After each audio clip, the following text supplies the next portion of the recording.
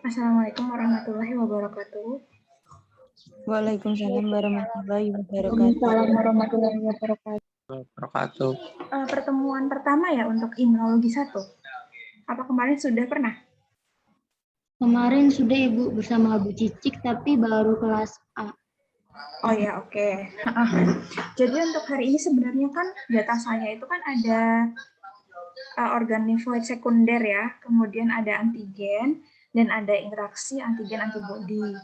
Nah, hari ini itu tentang organ limfoid sekunder, tapi sebelum ke organ limfoid sekunder, saya akan menjelaskan sedikit aja terkait sistem imun ya, karena kan kemarin kan belum sama Bu Cici, kemarin saya mana? Ibu Cicik, Ibu, sama pendahuluannya Bu Herlis. Oh, sama Bu Cici kemarin materinya apa? Sudah Sistem imun, Ibu. Ya, tentang sistem imun ya. Oke, sebenarnya sistem imun kita, bentar.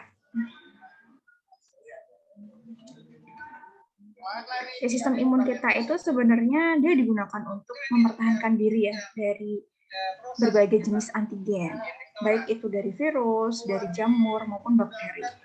Tetapi nanti kalian harus tahu bahwa antigen itu bukan semata-mata hanya virus, kemudian jamur, bakteri, namun juga apapun itu jenisnya yang dia bisa meningkatkan sistem antibodi atau sistem imun itu namanya antigen. Misalnya ya, seseorang itu alergi ketika dia terkena debu, misalnya debu atau kotoran tungau ya, kotoran tungau.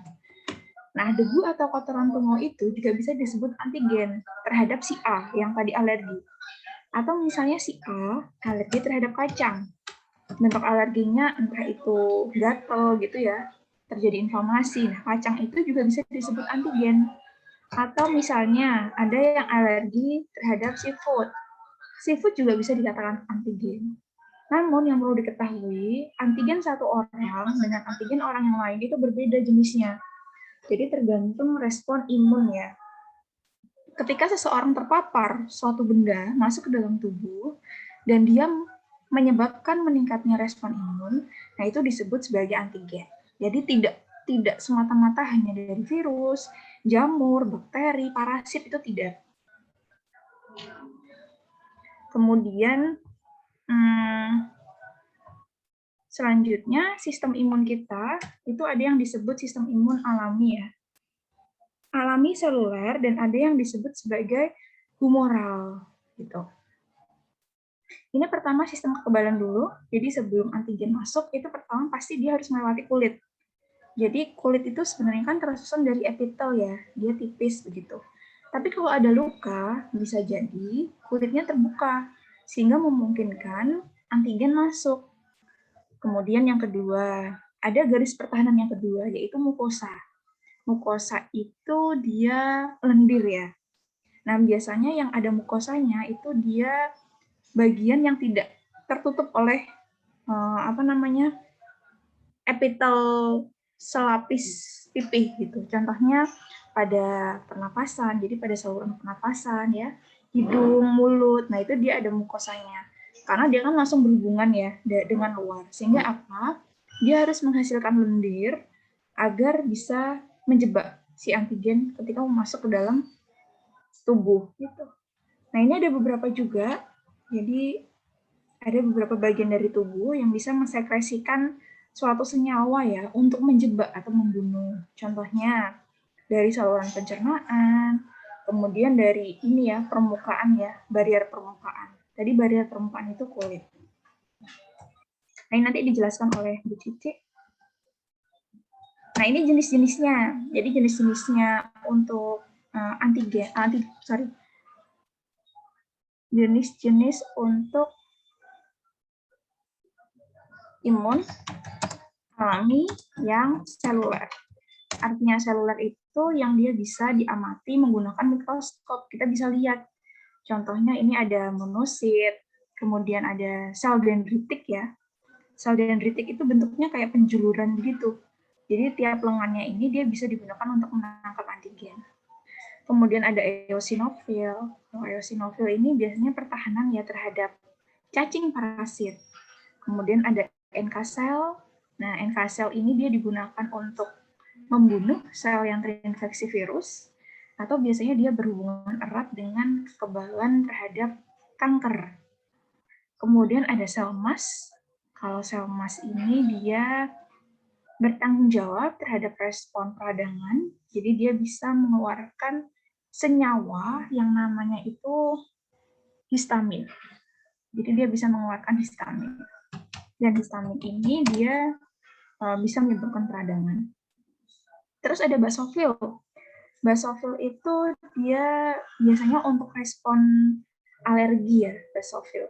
Neutrofil itu apabila ada antigen yang masuk, nah ini tentara pertama yang datang tuh neutrofil, karena jumlahnya paling banyak di dalam peredaran darah. Terus ada makrofag.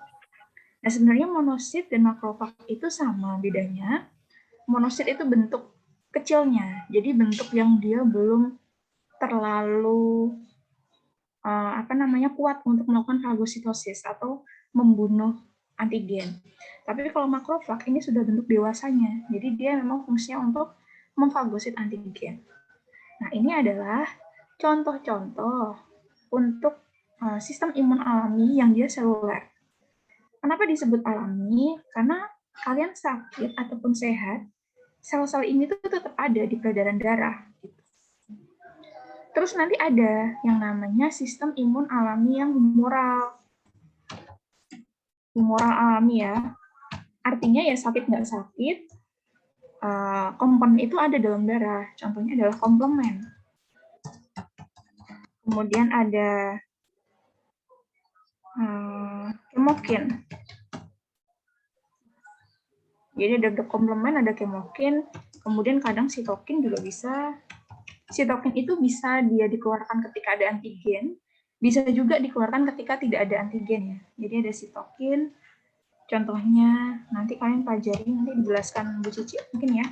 Ada interleukin, kemudian ada tumor necrotic factor, ada interferon, gitu.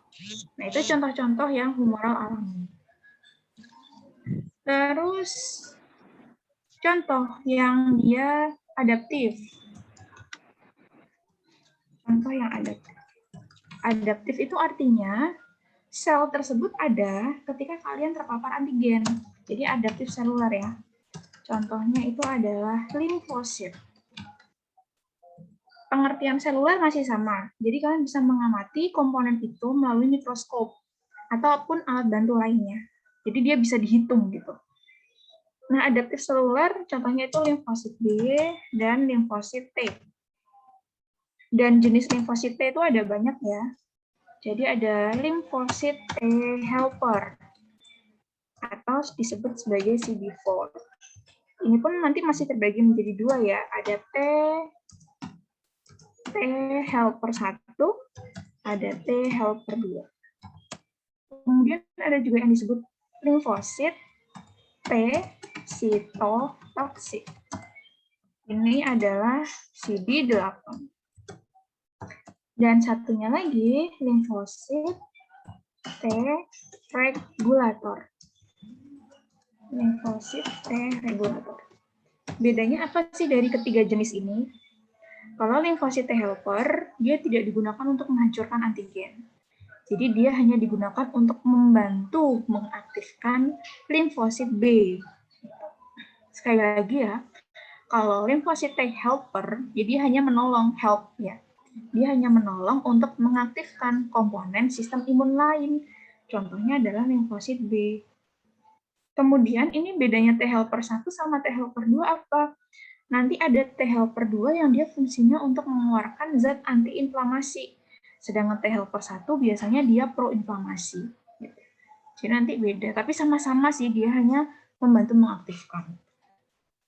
Cuma nanti jalurnya dia beda. Kemudian ada limfosit sitotoksik. Kalau sitotoksik, itu artinya limfosit ini dia berperan aktif dalam menghancurkan antigen atau sel yang sudah terinfeksi virus. Nah, biasanya limfosit sitotoksik dengan natural killer cell ini dia bersama-sama dalam menghancurkan sel yang terinfeksi virus. Sito itu artinya sel ya, toksik itu artinya dia racun. Jadi dia bisa mengeluarkan senyawa yang bersifat racun. Kemudian yang ketiga itu limfosit T regulator. Artinya ini yang bisa mengatur. Jadi kalau misalnya nih limfosit T sitotoksik terlalu banyak jumlahnya, sehingga nanti bisa membahayakan. Jangan-jangan nanti sel yang dia sehat bisa dihancurkan. Makanya limfosit T regulator ini dia mengatur ketika dia jumlahnya terlalu banyak, dia akan menurunkan, jadi akan menghentikan, menstop, mengerem gitu. Nah, ketika jumlahnya diperlukan, ketika ada infeksi yang dia butuh banyak, limfosit T regulator juga mengatur. Dia mensupport itu agar limfosit T sitotoksik dia banyak terus gitu. Jadi limfosit T regulator ini mengatur kalau terlalu banyak ya direm, kalau dia diperlukan dalam jumlah banyak ya di support. Nah, itu contoh-contoh untuk yang adaptif seluler. Sekarang satu lagi itu adalah adaptif yang humoral. Artinya humoral, dia itu terlarut di dalam darah. Jadi kalian tidak bisa mengetahui bentuknya seperti apa. Tetapi kalian sebagai PLM bisa mengukur. Pakainya alat ya, namanya ELISA. Jadi bisa pakai enzim link immunosorbent assay, bisa pakai electrochemiluminescence immunosorbent.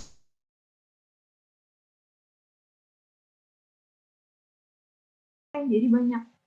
Karena nggak bisa diamati di mikroskop. Jadi kita bisa mengukur itu dengan reaksi perubahan warna atau pendaran gitu ya.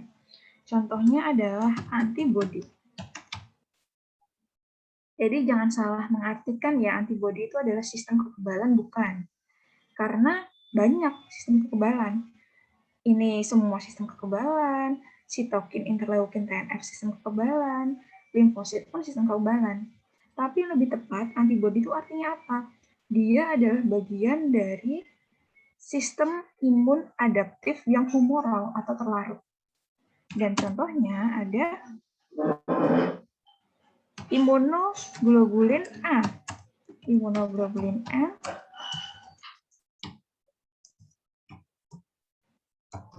imunoglobulin G, kemudian imunoglobulin D, sama satu lagi imunoglobulin E. Jadi ada 5 jenis antibodi ya, atau nama lainnya adalah imunoglobulin. Ada pertanyaan terkait sistem imun ini? Nah, kalau tidak ada pertanyaan, saya baru bisa menjelaskan terkait yang sistem limfoid sekunder ya.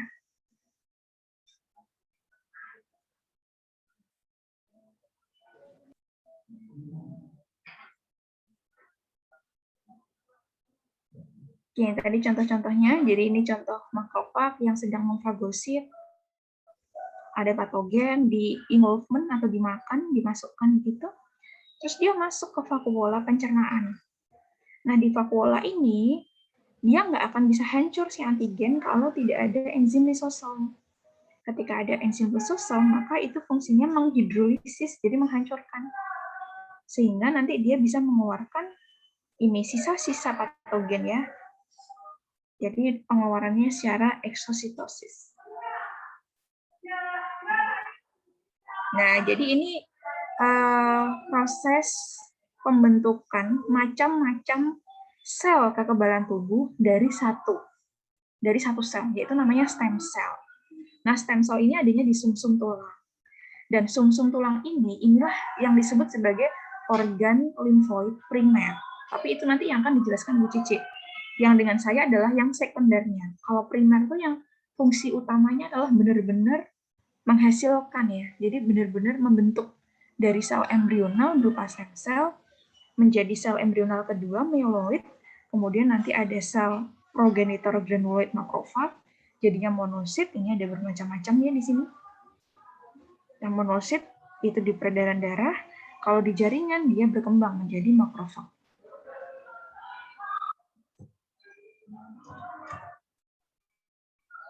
Oke, nah ini sel dendritik ya. Jadi teman-teman sudah saya jelaskan sedikit.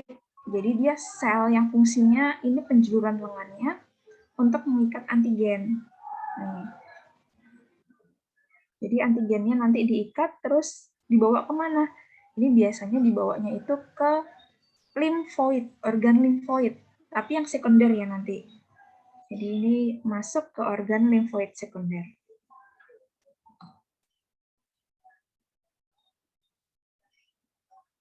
Jadi salah satunya adalah kelenjar limfa ya, atau nodus limfaticus. Nah, ini adalah organ limfoid. Jadi ini sistem limfoid ya. Yang organ limfoid primer itu ada di tadi tulang belakang ya. Kemudian ada di timus dan ada di spleen. Bentuknya seperti apa sih sebenarnya organ limfoid itu? Jadi bentuknya seperti ini. Di dalamnya itu ada yang namanya pembuluh darah. Karena nanti ada pertukaran ya. Jadi sel darah putih atau sistem seluler, jadi imun seluler itu bisa keluar dari pembuluh darah langsung ke jaringan sini, langsung ke cairan intrastetial. Nah, gerak pengeluarannya itu namanya diapedesis. Jadi kayak penjuluran lewat celah-celah pembuluh darah gitu dia.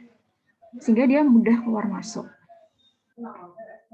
Ini cairan intrastetial nih ya. Dia di dalamnya itu ada sel-sel, di sini ada sel darah putih nanti.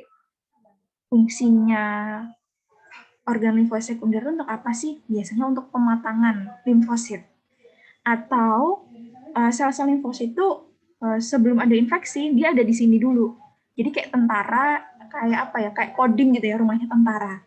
Kalau ada infeksi, baru sel darah putih yang dari organ limfoid sekunder ini dia keluar. Gitu. Jadi untuk melokalisir dia di situ aja. Kalau dia kemana-mana ya bisa bahaya, jaringan yang lain. Sehingga dia memang ini tempatnya sel sel limfosit di sini. Sel-sel limfosit, pematangan sel limfosit juga. Nah, ini jadi di sini ada dua pembuluh ya. Yang pertama ini adalah pembuluh darah, ini yang warna merah. Kemudian yang ini adalah pembuluh limfa. Pembuluh limfa itu dia digunakan untuk sel imun seluler masuk di sini. Jadi sel imun seluler itu bisa masuk melalui dua jalan. Bisa dari pembuluh darah, bisa melalui pembuluh limfatikus. Tapi khususnya yang darah merah tidak bisa melalui pembuluh limfatikus. Jadi ini benar-benar khusus untuk sel-sel imun seluler itu di sini. Nah, beda yang kedua adalah kalau pembuluh darah ini beredar ke seluruh tubuh, dia dengan bantuan pompa jantung ya. Tapi kalau pembuluh darah getah bening atau pembuluh limfatikus ini, dia itu tidak punya yang namanya pemompa. Dia nggak punya jantung, maksudnya kayak organ jantung tuh dia nggak punya. Terus pertanyaan berikutnya, bagaimana Bu bisa mengalir gitu? Jadi bagaimana komponen yang ada di dalam pembuluh limfatikus bisa mengalir? Jalan satu-satunya itu adalah dengan gerak. Jadi dengan gerakan kita, maka ini bisa mengalir. Kalau kita diam aja, maka ini alirannya sangat sedikit karena dia tidak ada mesin pemompa ya. Beda dengan peredaran darah. Gitu. Nah, di sini untuk mencegah aliran balik itu sebenarnya ada katup-katupnya. Jadi bedanya ya, kalau di pembuluh getah beningnya ada katup, tapi dia nggak punya jantung. Sehingga ketika kalian sedang sakit begitu, memang tidak baik ketika 24 jam hanya tidur. Karena kita juga wajib ya, ini agar bisa mengalir ke seluruh tubuh. Jadi dengan gerakan mengalirnya. Sehingga ketika sakit pun harusnya ya tetap bangun, sedikit ada gerakan gitu. Tidak benar-benar tidur. Kemudian, ini adalah bagian dari organ limfoid kayak gini. Kalau diambil sedikit itu yang atas sini, kalau ini yang di sini gini ya. Jadi ini ada nodus limfatikus di sini. Ini ada aliran yang masuk ke sini. Kemudian ada juga yang aliran keluar. Ini aliran keluar. Aliran yang masuk itu apa? Biasanya sih sel-sel yang dia sudah menangkap antigen. Contohnya sel dendritik, dia menangkap antigen. Dia masuk ke sini. Nah, kenapa dia harus masuk ke sini? Sel dendritik itu mau mengkomunikasikan ini loh ada antigen, biar limfosit T dan limfosit B-nya itu siap-siap. Jadi ini tadi saya ulang lagi ya, di tempat lokalisasi limfosit. Jadi kalau ada infeksi kadang dibawa ke sini agar sel T dan sel B-nya dia aktif gitu. Selanjutnya kalau sudah aktif ada yang bentuk antibodi, kemudian ada yang neutrofil misalnya atau limfosit T helper atau sitotoksik mau menuju ke pusat infeksi dan dia keluar lewat sini. Ini.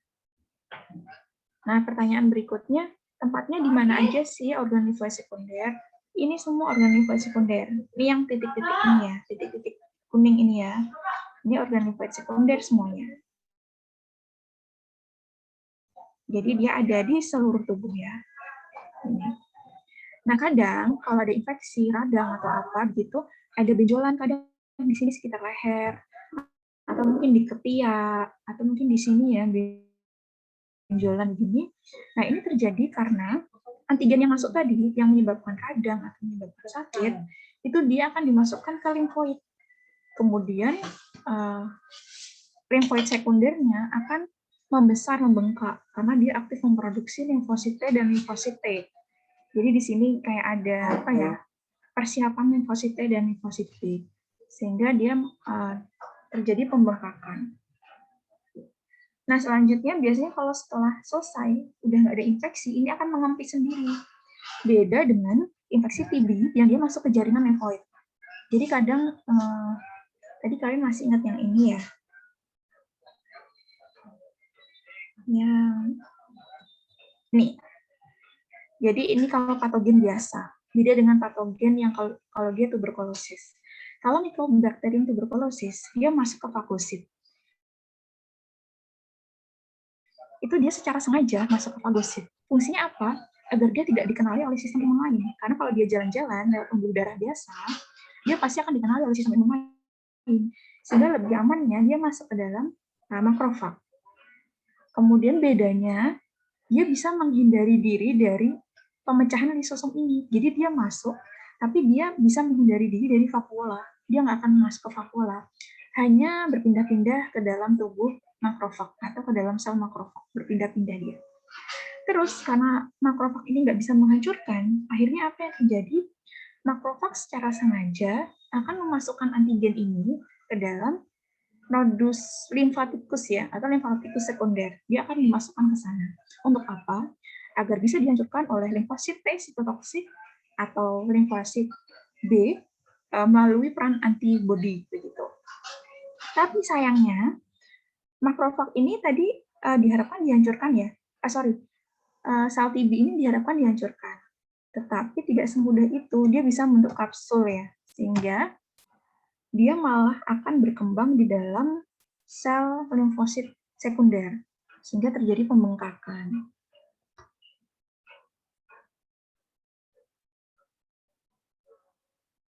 Nah, terjadi pembengkakan ini biasanya kalau dia itu terjadi karena sel TB yang dia berkembang terus, maka walaupun dia sembuh itu nggak bisa menyusup ya, jadi dia bengkak terus. Taunya itu TB jaringan atau enggak itu dengan cara dibiopsi, jadi diambil cairan di sini. Biasanya sih sering-seringnya di sini ya dia untuk TB jaringan itu di sini. Jadi memang dibiopsi di bagian limfosit sekundernya, kemudian dilihat apakah itu sel TB atau tidak. Gitu. Kalau itu benar TB ya ini harus diambil ya atau dengan pengobatan gitu.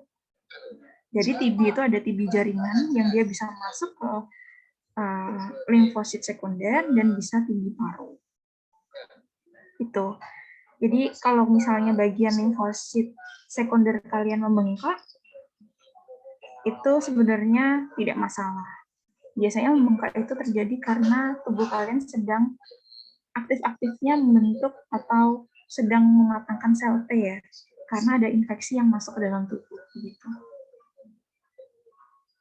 Nah, itu terkait dengan limfosit, dengan sistem limfoid atau limfoid sekunder. Gitu. Jadi ada di sini semuanya. Ada pertanyaan tentang limfoid sekunder. Kalau primernya nanti sumsum tulang ya. Kemudian ada thymus dan ada spleen. Apa ada pertanyaan? Tuh, izin bertanya. Iya, silahkan. Itu bentuk pembengkakannya itu kayak melepuh atau gimana, Bu ya? Bentuk apanya? Misalnya, Pembengkakannya ya, bukan melepuh. Jadi kayak ada benjolan. Bukan melepuh dia. Kalau melepuh itu beda lagi. Itu pasti inflamasi kalau melepuh. Jadi kalau melepuh, biasanya inflamasi itu kan ditandai dengan adanya kalor atau panas, dolor atau merah, kemudian nyeri, rubor, itu bengkak. Nah, kalau dia melepuh, itu biasanya inflamasi. Tapi kalau ini tuh bukan melepuh, jadi kayak ada benjolan gitu loh. Kalau kita tekan itu ya kayak apa ya? Kayak bakso atau apa yang di dalam. Tapi letaknya itu di sekitar sini biasanya. Atau di ketiak, atau di leher. Gitu, Mas. oh iya, Bu, makasih. Iya, jadi hati-hati ya kalau misal dia benjol tapi kok enggak sakit dan dia tidak kimpes-kimpes tuh hati-hati. Biasanya sih kalau hanya infeksi biasa dia benjol, tapi nanti kalau sembuh dia akan kimpes. Ya karena itu tadi ya, organ limfoid sekundernya ini sedang aktif menyiapkan sel limfosit untuk memerangi antigen yang masuk ke dalam tubuh.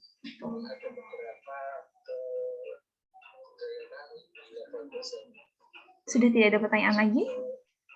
Saya ingin bertanya, Bu. Ya, silahkan. Terkait pembuluh limfa tadi kan tidak ada pemumpanya ya, Bu. Ya. Untuk bisa mengalir itu harus bergerak dengan Ya. orang-orang yang terkena penyakit stroke.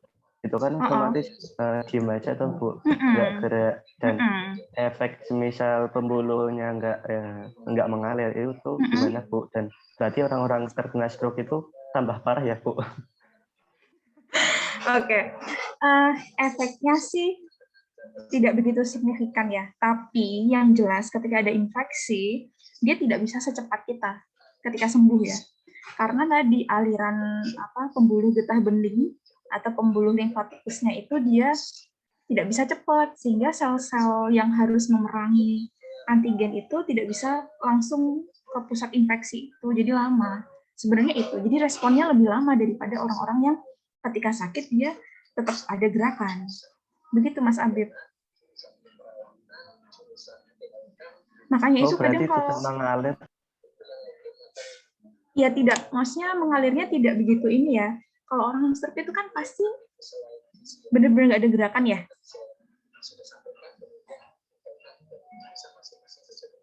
Halo, ini kata Mas Abib, ini maksud Mas Abib stroke yang benar-benar nggak ada gerakan? Iya, Bu. Iya, nggak mengalir dia. Tidak mengalir. Jadi respon imunnya dia lama. Cuma tadi kan saya udah bilang bahwa dia juga bisa mengalir lewat pembuluh darah. Ya kan? Tapi dia tidak secepat respon kalau pakai langsung pembuluh limfatikus gitu. Kalau pembuluh darah kan dia tetap bisa dipompa ya, pakai ini jantung. Cuma ya itu responnya lama. Begitu Mas Abib. Baik, Bu, terima kasih. Ya. Ada pertanyaan lagi? Jadi sebenarnya kalau lagi sakit tiduran tuh malah lebih parah ya. Jadi setidaknya ada gerakan masih sedikit. Kalau tidak ada, saya tutup untuk perkuliahan hari ini. Jadi untuk minggu depan, ada yang ya, lewat chat ya itu silakan. ada yang bertanya, Bu. Oh lewat chat. Bentar. Jika terjadi benjolan di sekitar mata kaki, tidak hilang-hilang, jika dibiarkan apakah menyebabkan hal yang fatal, Bu? Benjolan di dekat mata kaki, biasanya itu otot sih.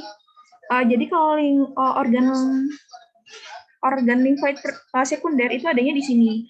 Kalau di mata kaki itu biasanya dia otot yang seperti apa saya kurang tahu ya.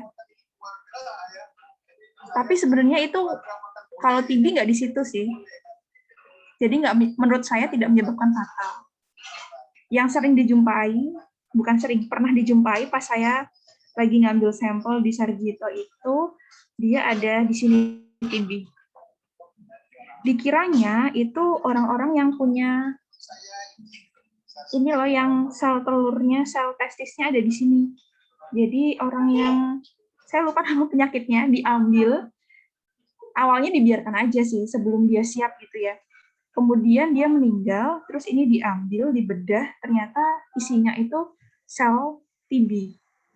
Tapi kalau di mata kaki saya belum pernah lihat kasusnya sih. Di dekat kaki itu saya belum pernah lihat kasusnya. Mbak Yayan, apakah sedikit membantu menjawab?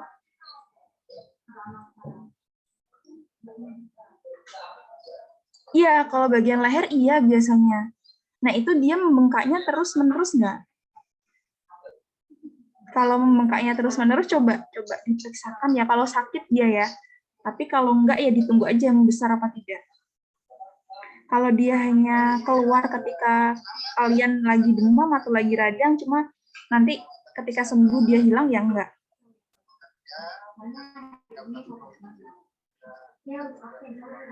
Kalau alergi obat, biasanya itu dia ada ini, dermatitis atopik, atau biasanya kulitnya itu dia, apa ya, kayak bintik-bintik berair, itu alergi obat. Tapi tiap orang beda-beda sih. Alergi obat juga kadang bisa menyebabkan anafilaksis atau kegagalan napas. Tapi untuk mengetahui apakah dia alergi obat tersebut atau tidak, biasanya antibiotik ya, itu pakai tes kulit, uji kulit. Jadi nanti kulit di bawah seputan itu disuntikkan dengan antibiotik tersebut. Terus ditunggu. Jadi nanti ditunggu setengah jam begitu. Ketika dia melebar, terus merah, terus inflamasi di situ, nah itu berarti alergi. Biasanya gitu.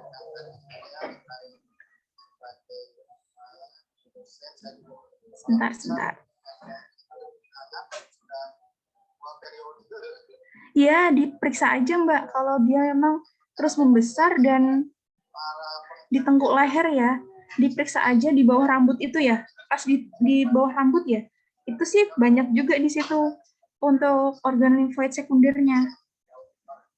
Jadi kayak di tengkuk di bawah rambut yang paling bawah, nah itu coba diperiksakan. Ya. Nah, itu tadi yang sudah saya sebutkan. Kalau dia benjolan limfoid atau pembengkakan limfoid karena ada infeksi, itu biasanya kalau sembuh, dia udah nggak bengkak lagi. Tapi kalau sakit, nanti bengkak lagi. Cuma kalau benjolan tumor, itu nggak bisa kempes. Bisanya tetap kalau tumornya jinak, atau dia membesar terus kalau tumor ganas. Atau benign tumor dan malignan ya. Kalau kita di bagian belakang dan sering pusing, banyak banget, tapi sedang dan hilangnya cukup lama, apakah itu masih normal ya Bu? Mungkin sistem imun kalian tidak sampai demam ya, jadi sistem imun kalian itu bisa menangani antigen yang masuk sehingga nggak sampai demam, tapi ternyata ada gejala pusing di sini ya. Coba untuk lebih pastinya lagi diperiksakan aja Mbak, yang tadi ada benjolan nggak hilang-hilang, atau dia benjolan di situ terus menyebabkan sakit kepala. Gitu Mbak Firda. Ada yang raise hand, ada yang mau tanya lagi? Saya izin bertanya Ibu. Ya, silakan. Oh yaudah, Adinda dulu. Iya, silakan. Izin bertanya ya Bu. Tadi kan dijelaskan soal itu ya Bu, timus organ limfoid primer. Saya mau bertanya, setelah proses di dalam timus kan dipengaruhi timus dan sel dendritik ya Bu, yang berasal dari tisus tulang belakang. Untuk proses maturasi ini imunokompeten itu butuh berapa? Putus ya suaranya ya. Yang lain putus-putus nggak tadi suaranya, atau hanya saya aja? Saya tulis aja Bu. Iya, ditulis aja, coba ditulis. Ya Ibu. Yang lain sambil tadi menulis, yang lainnya ada yang langsung Saya mau? ingin bertanya, Ibu. Ya, gimana? Terkait yang limfosit tadi, Bu. Berarti limfosit tadi itu berkaitan dengan pemeriksaan hematologi ya, Bu. Nah, kalau misalkan terjadi limfositopenia itu, misalkan terhadap antibodinya, ya, Bu, maksudnya antigennya itu. Nah, itu berarti kita pemeriksaannya itu ataukah memakai darah lengkap atau kita memakai slide test kayak gitu, Ibu, yang dilihat SDP-nya gitu. SDP. Yes, di antara tepi itu, Bu. Itu bagaimana ya, Bu? Terima kasih. Okay. Sebenarnya sih lebih bagus kalau pakainya yang ini ya, hematology analyzer ya, yang udah bisa dia menghitung berapa jumlah limfositnya, begitu Mbak. Kalau pakai sediaan darah tepi itu agak sulit teramati sih. Halo Mbak. Ya baik Ibu, terima kasih. Iya sama-sama.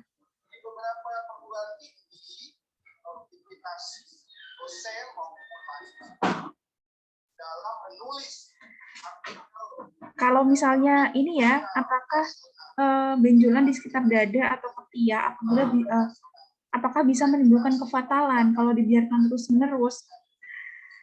Tergantung benjolannya apa. Jadi saya nggak bisa menyimpulkan. Kalau dia benjolan karena organ limfa sekunder yang membesar, itu enggak. Karena itu sebenarnya bagian dari sistem imun kita untuk menyiapkan tadi.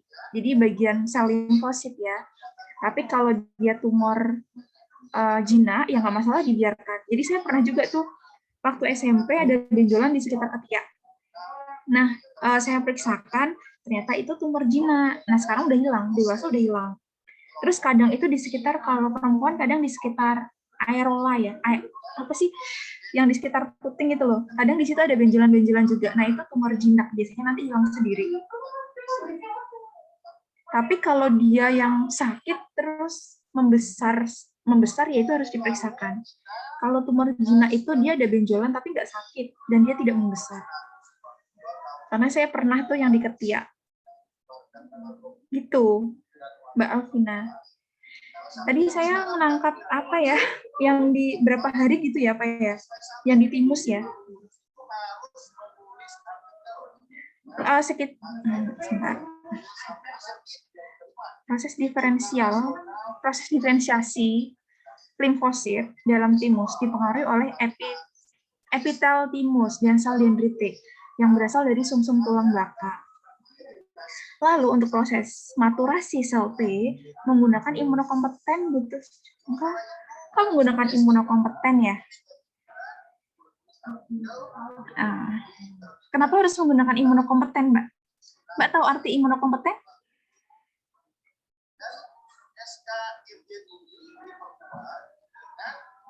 Halo, Mbak Dinda? Saya masih bingung ya yang kenapa harus menggunakan imunokompeten ya. Tapi untuk maturasi sel T itu tiap orang beda-beda.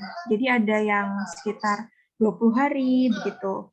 Cuma kalau nanti sel B dia menjadi sel plasma menghasilkan antibodi itu sekitar 2 minggu.